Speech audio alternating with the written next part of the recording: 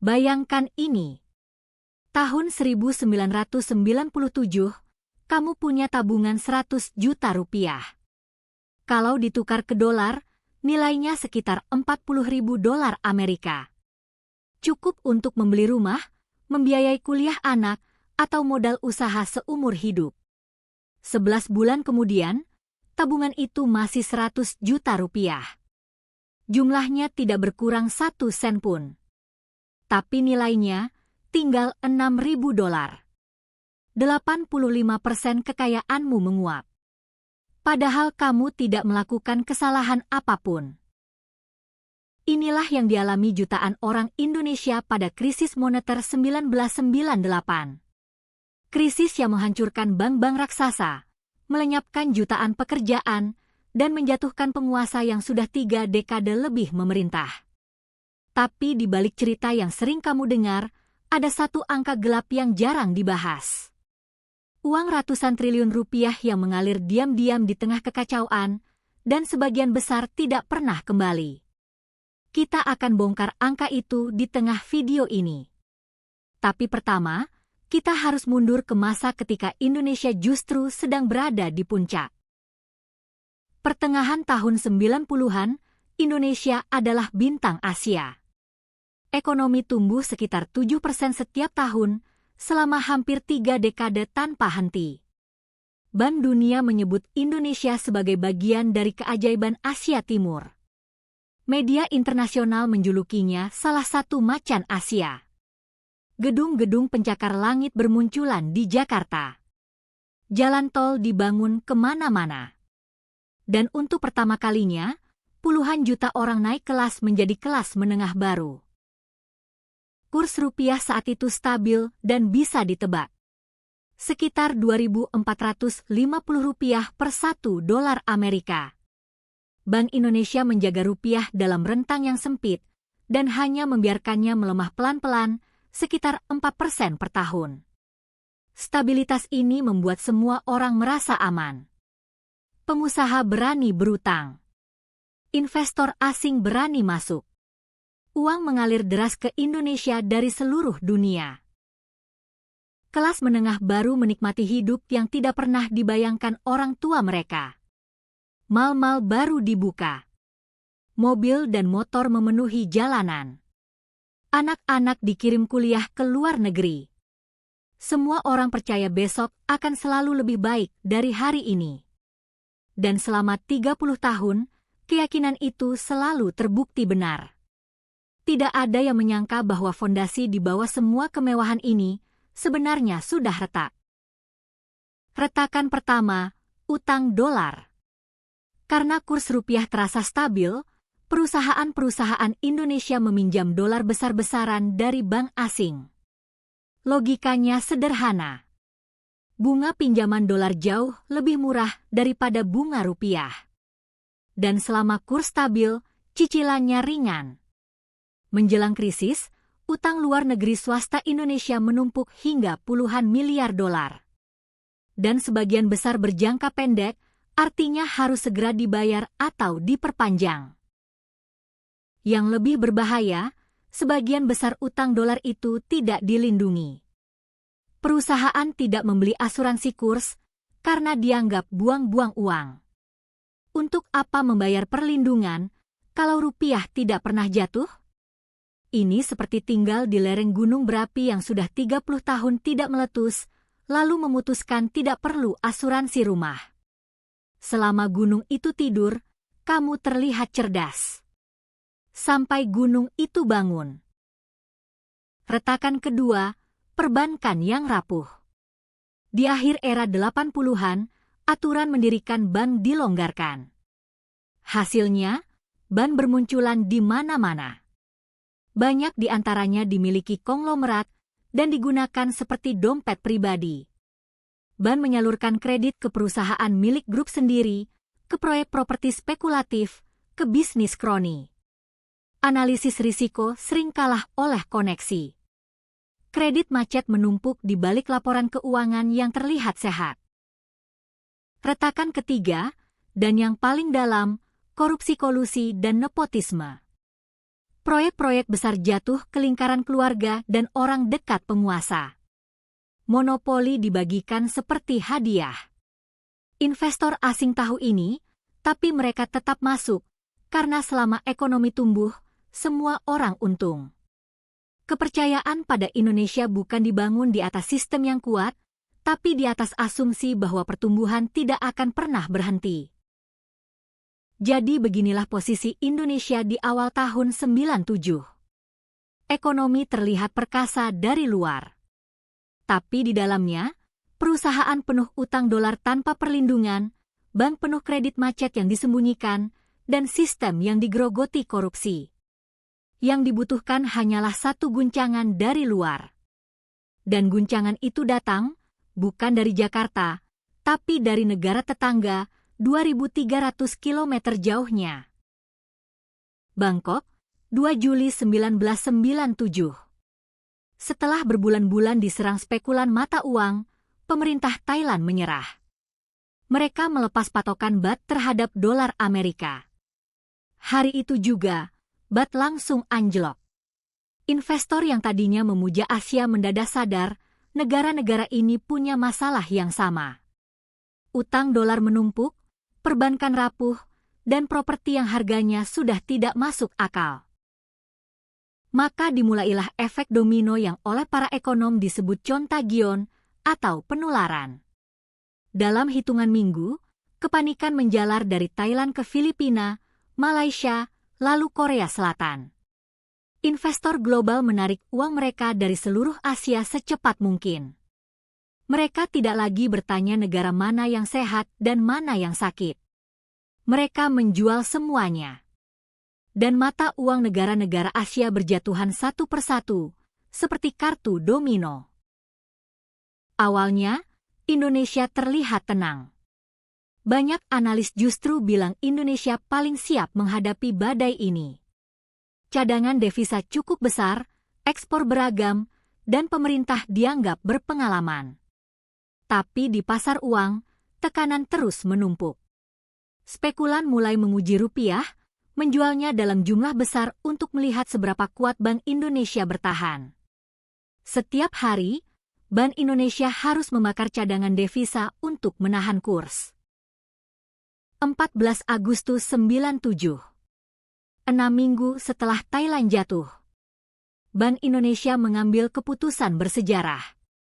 Daripada menghabiskan seluruh cadangan devisa untuk melawan pasar, mereka melepas rentang kendali rupiah. Mulai hari itu, nilai rupiah ditentukan sepenuhnya oleh pasar. Pemerintah berharap pasar akan menemukan keseimbangan baru yang wajar. Yang terjadi justru sebaliknya. Pasar mencium bau ketakutan. Begitu rupiah dilepas, kejatuhannya justru semakin cepat.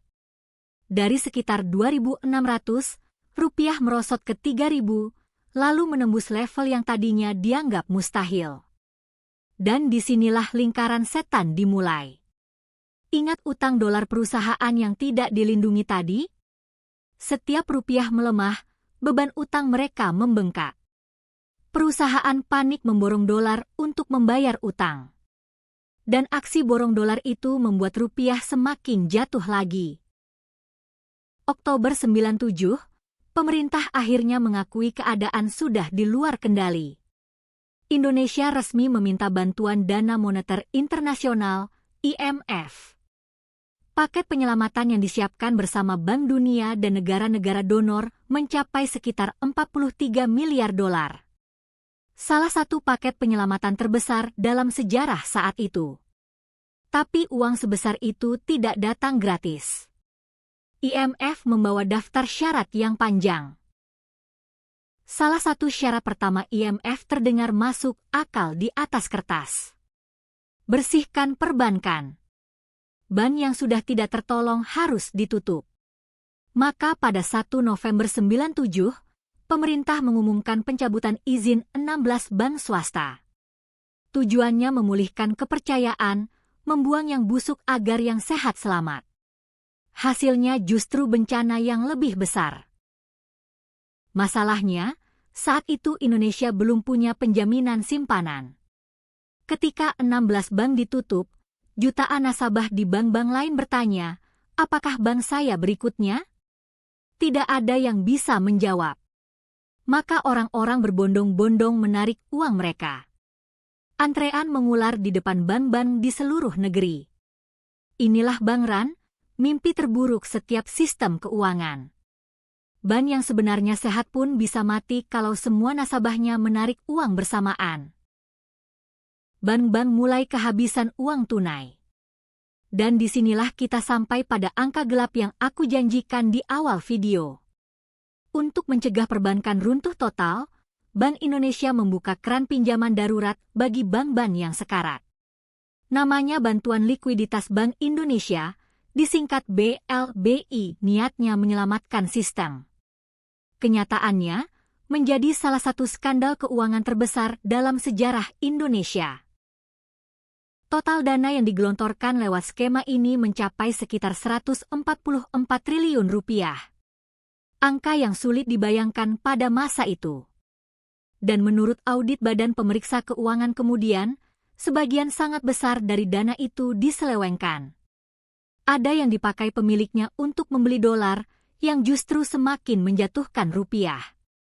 Ada yang mengalir ke grup bisnis milik pemilik bank sendiri. Uang penyelamatan rakyat dipakai menyelamatkan kekayaan segelintir orang. Bertahun-tahun kemudian, negara masih menanggung beban bunga dari obligasi yang diterbitkan untuk menambal lubang ini. Banyak pemilik bank penerima dana kabur ke luar negeri. Sebagian kasusnya berlarut-larut puluhan tahun tanpa penyelesaian tuntas. Jadi kalau kamu bertanya kenapa krisis 98 meninggalkan luka begitu dalam, jawabannya bukan cuma karena rupiah jatuh. Tapi karena di tengah tenggelamnya kapal, ada yang sibuk menguras sekoci. Kembali ke akhir 97. Kepercayaan pada rupiah sudah hancur. Dan memasuki Januari 98, kejatuhan berubah menjadi kepanikan total. Dalam 5 hari saja, rupiah kehilangan setengah dari nilainya. Bayangkan itu. Setengah nilai mata uang sebuah negara berpenduduk 200 juta orang lenyap dalam waktu kurang dari seminggu. Kepanikan pindah dari layar pasar uang ke kehidupan nyata. Orang-orang menyerbu supermarket dan pasar, memborong beras, minyak goreng, gula, susu. Rak-rak toko kosong dalam hitungan jam. Harga barang impor melonjak gila-gilaan, karena setiap barang yang dibeli dengan dolar kini harganya berlipat dalam rupiah. Obat-obatan mulai langka. Bahkan tempe dan tahu ikut terpukul, karena kedelainya sebagian besar diimpor. Di tengah kekacauan itu, lahir satu foto yang menjadi simbol era ini. 15 Januari 98. Presiden Soeharto duduk menandatangani perjanjian baru dengan IMF. Dan di belakangnya, Direktur IMF Michel Chamdesus berdiri menyilangkan tangan, menatap ke bawah. Bagi banyak orang Indonesia, foto itu terasa seperti penghinaan. Sang penguasa yang 3 dekade tidak tersentuh, kini terlihat tunduk di depan lembaga asing. Syarat-syarat IMF pun semakin berat. Subsidi harus dipangkas. Proyek-proyek mercusuar dihentikan. Monopoli milik keluarga dan kroni harus dibubarkan. Di atas kertas, ini reformasi ekonomi. Di lapangan, ini berarti harga-harga naik justru ketika rakyat sedang paling menderita. Dan setiap kali pemerintah terlihat setengah hati menjalankan reformasi, pasar menghukum rupiah lebih dalam lagi. Maret 98, di tengah krisis terburuk dalam sejarah, Soeharto justru dipilih kembali menjadi presiden untuk ke-7 kalinya. Tanpa lawan. Kabinet barunya diisi orang-orang dekat, termasuk putrinya sendiri dan pengusaha kroni. Bagi pasar dan bagi rakyat, pesannya jelas. Tidak akan ada perubahan.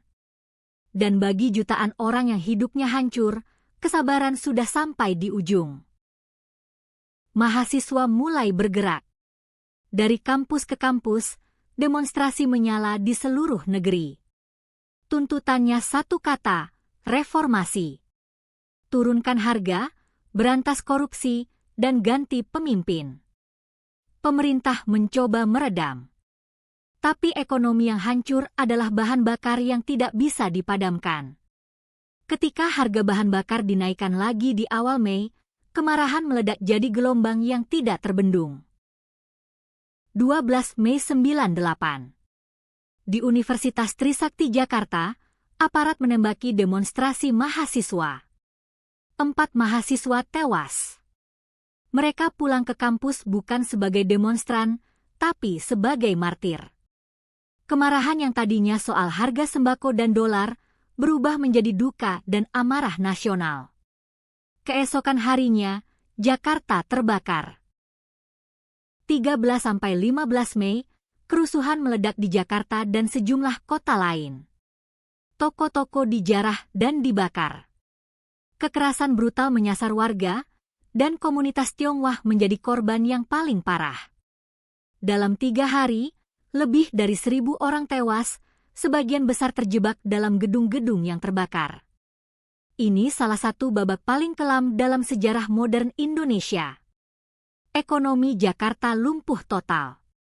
Dan dunia menyaksikan semuanya lewat layar televisi. Setelah kerusuhan, semuanya bergerak sangat cepat. Mahasiswa menduduki gedung parlemen. Para menteri mulai mengundurkan diri. Orang-orang terdekat Soeharto satu persatu berbalik badan.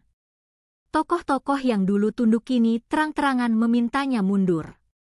Sang jenderal yang berkuasa lebih dari 3 dekade itu akhirnya kehabisan pilihan. 21 Mei 1998, pukul 9 pagi. Di Istana Merdeka, Soeharto membacakan pernyataan singkat. Saya memutuskan untuk menyatakan berhenti dari jabatan saya sebagai Presiden Republik Indonesia.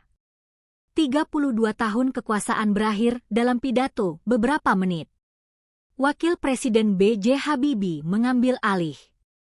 Sebuah krisis yang dimulai dari jatuhnya mata uang di Thailand, berakhir dengan tumbangnya salah satu rezim terkuat di Asia. Tapi pergantian presiden tidak otomatis menghentikan krisis.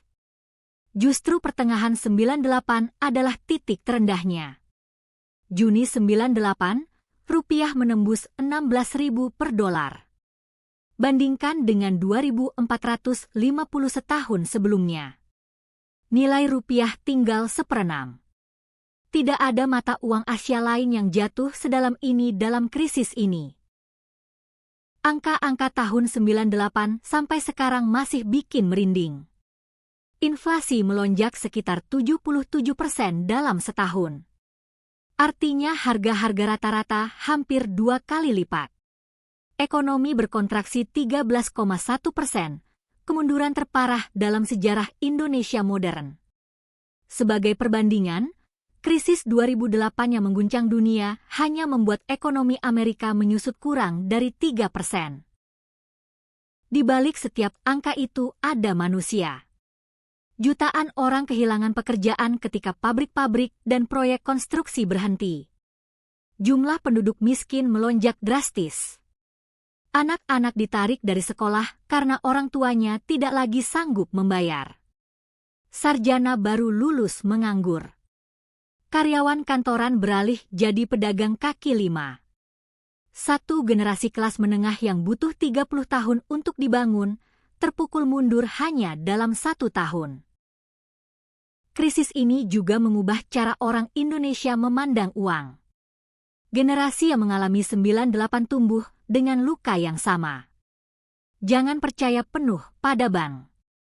Simpan emas. Jangan berutang dalam dolar. Kalau ada kabar buruk, buru-buru belanja kebutuhan pokok. Kalau kamu pernah heran kenapa orang tuamu begitu paranoid soal keuangan, besar kemungkinan jawabannya ada di tahun 98. Lalu bagaimana Indonesia bangkit? Prosesnya panjang dan menyakitkan. Pemerintah membentuk badan khusus untuk mengambil alih bank-bank sakit dan menagih aset para pemilik lama. Perbankan direkapitalisasi dengan biaya yang sangat mahal. Bank Indonesia dibuat independen lewat undang-undang baru, supaya tidak lagi bisa dipaksa membiayai kepentingan penguasa. Dan sistem penjaminan simpanan dibangun, agar kepanikan nasabah seperti 97 tidak terulang. Politik pun berubah total. Pemilu bebas pertama dalam 4 dekade digelar tahun 99, diikuti puluhan partai. Kebebasan pers dibuka. Batas masa jabatan presiden ditetapkan. Daerah-daerah mendapat otonomi. Hampir semua fondasi demokrasi Indonesia yang kamu kenal sekarang lahir dari reruntuhan krisis moneter. Oktober 98, rupiah mulai stabil di kisaran 8.000 per dolar. Perlahan, ekonomi merangkak kembali. Butuh bertahun-tahun sampai ekonomi Indonesia kembali ke ukuran sebelum krisis. Tapi pelajarannya membekas jauh lebih lama. Ketika krisis keuangan global menghantam dunia tahun 2008, Indonesia termasuk yang paling tahan. Perbankan yang sudah dibersihkan, utang yang lebih hati-hati, dan cadangan devisa yang jauh lebih tebal, semuanya adalah warisan dari trauma 98. Ada satu pertanyaan yang sering muncul. Thailand dan Korea Selatan juga dihantam krisis yang sama. Kenapa Indonesia yang jatuh paling dalam? Jawabannya, karena di Indonesia krisis mata uang bertemu dengan krisis perbankan, dan keduanya bertemu dengan krisis politik.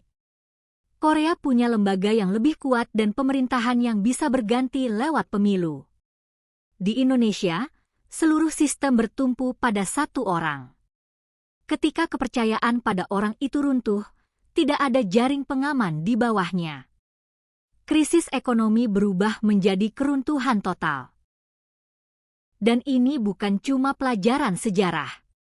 Sampai hari ini, setiap kali rupiah melemah tajam, media dan orang-orang langsung bertanya, apakah 98 akan terulang? Kabar baiknya, fondasi Indonesia sekarang jauh berbeda. Utang luar negeri diawasi ketat, bank-bank diwajibkan punya modal tebal, simpanan dijamin negara, dan cadangan devisa berlipat-lipat lebih besar. Tapi pelajaran intinya tetap berlaku. Fondasi itu kuat justru karena dibangun oleh generasi yang pernah merasakan bagaimana rasanya ketika semuanya runtuh. Jadi apa pelajaran terbesar dari kisah ini? Pertama, stabilitas yang terlalu lama bisa menjadi jebakan. Ketika semua orang yakin keadaan tidak mungkin memburuk, disitulah risiko paling besar menumpuk. Kedua, utang dalam mata uang asing adalah bom waktu kalau penghasilanmu dalam rupiah. Ini berlaku untuk negara, perusahaan, sampai pribadi. Dan ketiga, krisis ekonomi tidak pernah berhenti di angka kurs. Dia selalu menjalar ke harga makanan, ke pekerjaan, ke jalanan, dan akhirnya ke politik. Krisis moneter 98 bukan sekadar sejarah. Dia adalah pengingat bahwa ekonomi sebuah negara bisa terlihat perkasa di luar, tapi keropos di dalam. Dan bahwa harga dari korupsi dan sistem yang rapuh, pada akhirnya selalu dibayar oleh rakyat biasa. Orang-orang yang tidak ikut menikmati pestanya, tapi kebagian membersihkan pecahannya. Kalau kamu suka pembahasan seperti ini, kisah nyata di balik uang, bisnis, dan ekonomi Indonesia, tekan tombol subscribe dan nyalakan loncengnya. Di video berikutnya, kita akan bongkar kisah-kisah lain yang jarang diceritakan. Tulis di kolom komentar, kamu atau keluargamu punya cerita apa dari masa Krismon? Aku baca semua komentarnya. Sampai ketemu di kisah berikutnya.